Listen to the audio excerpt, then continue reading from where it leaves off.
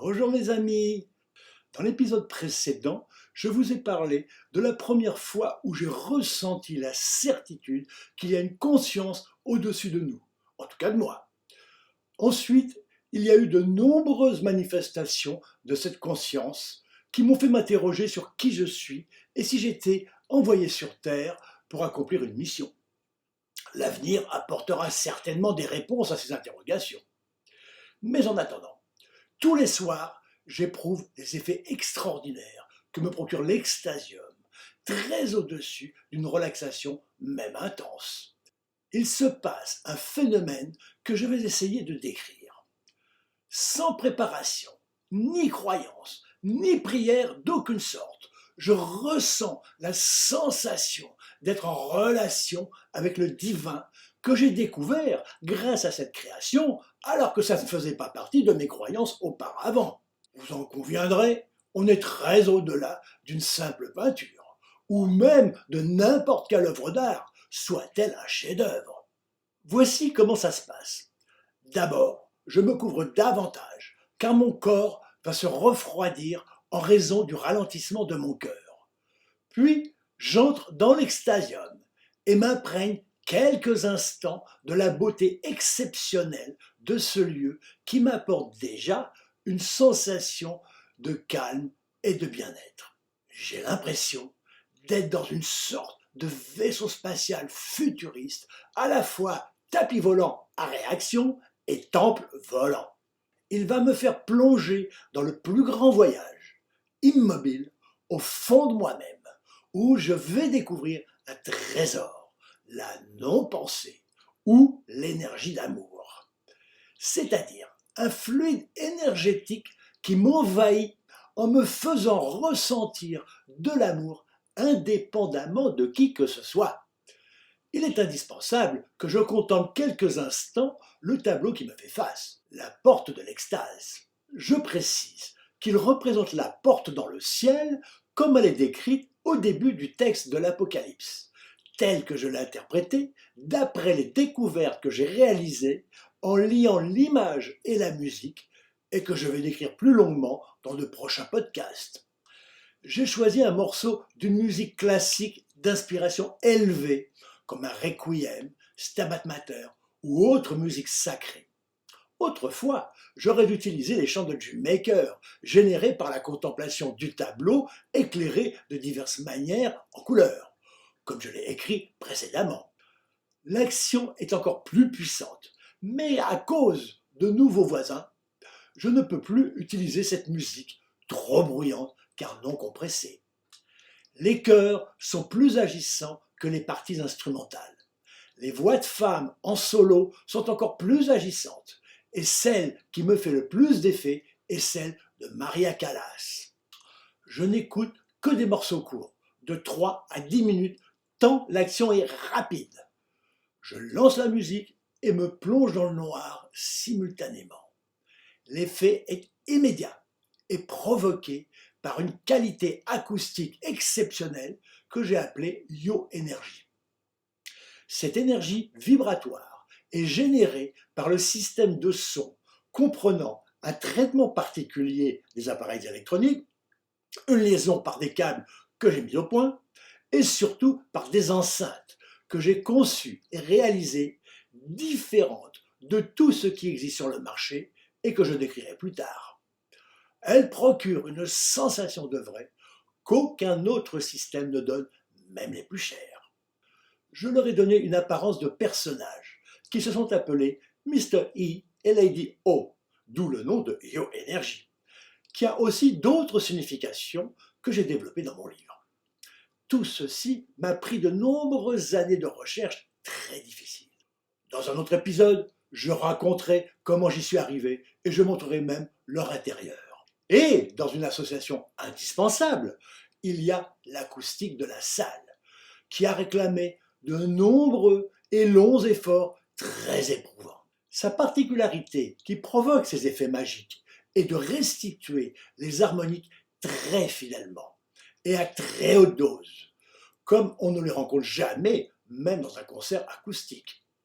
Ce son enveloppant, si particulier, provoque une sorte de massage très subtil de la boîte crânienne et aussi de tout le corps qu'on ne perçoit qu'au terme d'une profonde concentration plongée dans le noir. Cette action entraîne l'excitation d'un point particulier du cerveau, le centre du plaisir. C'est ce que j'ai conclu des effets qu'il me procure. Celui-ci, que j'arrive à percevoir les yeux fermés dans des moments d'extase intense, de bonheur suprême, à la forme d'un cristal de diamant que j'ai appelé diamant céleste. Cet objet m'a obsédé pendant des années avant d'atterrir au centre du tableau et encore plus de temps avant que je réussisse à le percevoir au centre du cerveau. Il serait le pilote du cerveau, celui qui nous dirige. Il est complètement immatériel et se comporte un peu comme le cristal de quartz utilisé dans les radios pendant la dernière guerre. Il capte et il émet des ondes d'une autre dimension immatérielle et en plus pilote toutes nos actions. Il semble bien qu'il s'agit de l'étincelle divine que chacun de nous a dans sa tête et au centre de son âme. Dès que la musique a commencé, je ressens une intense vibration de tout mon être qui donne une sensation de jouissance absolue, c'est-à-dire l'extrême maximum de ce que je peux ressentir et qui va augmenter au fur et à mesure des connexions dans l'extasium. Je perçois l'intérieur de ma tête comme si mon regard psychique était situé sur l'arrière de mon crâne et je contemple une boule d'une lumière très différente de la lumière matérielle. C'est comme si les neurones s'illuminaient. Au centre de cette grosse boule, qui serait en fait l'âme, apparaît des fois une petite boule qui peut prendre diverses couleurs et aussi une plus grosse, plutôt dorée, avec des fois un anneau l'entourant. Cette boule centrale se transforme à son tour et devient ce diamant qui se modifie insensiblement en croix, comme le signe plus, en œil, en triangle, pointe en haut, et beaucoup d'autres variations impossibles à mémoriser, mais presque toujours purement géométriques. Simultanément à cette contemplation, je ressens une jouissance d'une si grande intensité que je n'entends même plus la musique. C'est un orgasme incomparablement plus intense et durable que l'orgasme sexuel, mais de même nature d'amour sans qu'il soit besoin de partenaire. Très vite, toute ma colonne vertébrale entre dans une sorte de vibration dans laquelle je sens comme un fluide qui monte et qui descend et qui n'est que pure jouissance. Je me suis filmé en laissant la lumière allumée pendant une de ces séances. Et on peut voir la vidéo sur Facebook dans mon groupe Alain Gabriel Club Extasium et aussi sur mon site extasium.fr. Quand la musique s'arrête, je reste dans le silence pendant environ 2 minutes de sensations très intenses. Puis je me lève, va éteindre l'électronique et me rends dans ma chambre à côté. Je m'assois au bord de mon lit dans la position qu'on retrouve avec les statues égyptiennes, les pieds à plat sur le sol et les mains sur les cuisses. Là, je ressens une forte montée d'énergie dans ma tête, avec souvent une vision intense de boules et d'anneaux l'entourant. Plus la sensation est forte et plus la vision est nette.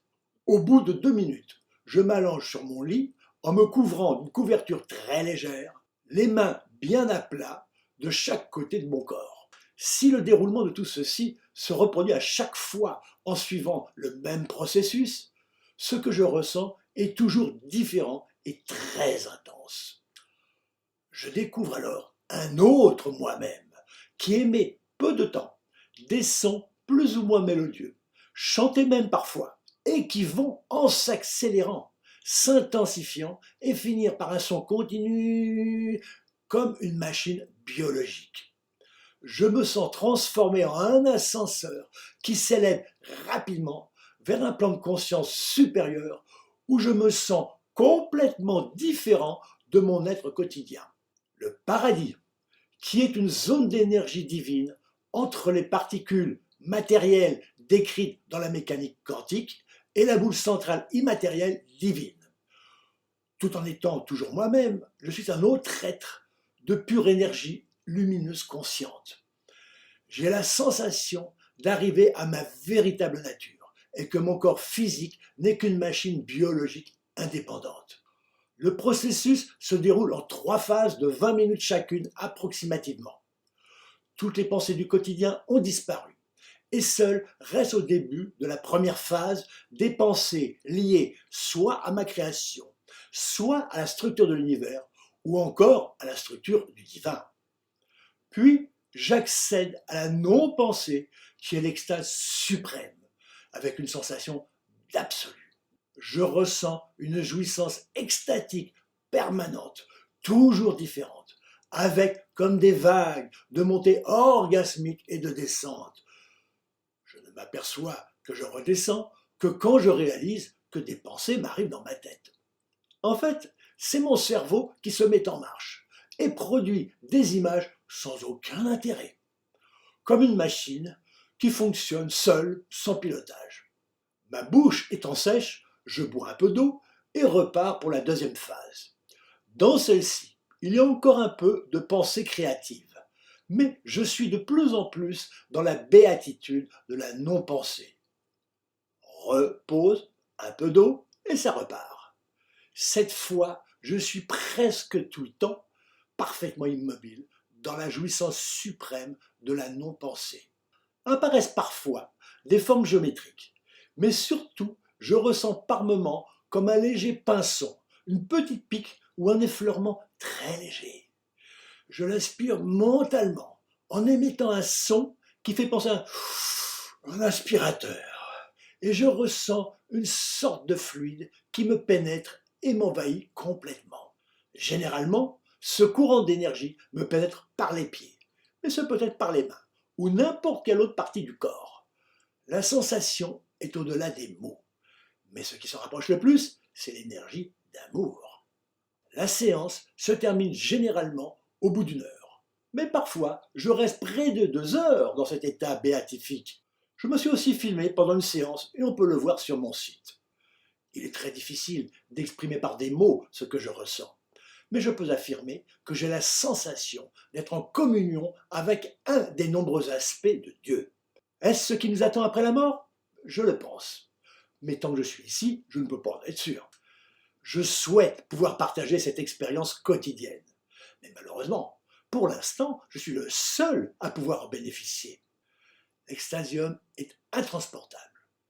Mais il est aussi un prototype dont j'ai relevé tous les plans et pourrait être reproduit, soit pour un particulier fortuné, car il coûte très cher, ou pour des lieux publics.